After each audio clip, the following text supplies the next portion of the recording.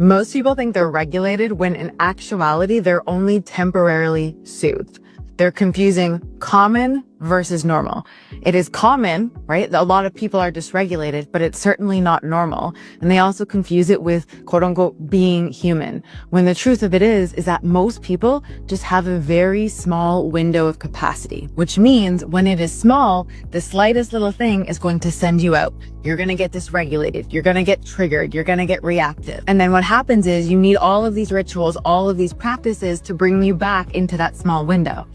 But when you are truly regulated, not only do you expand your capacity, so your window of tolerance gets really big, but you don't even exit the window of tolerance, which means you're no longer getting triggered. And that is true regulation. That is true freedom. It's not in the rituals and the practices that make you feel good for 5 minutes only to get triggered, the next time something happens. Because here's the truth. If your system needs a 14-step process in order to be regulated, you're not truly regulated, you're performing regulation.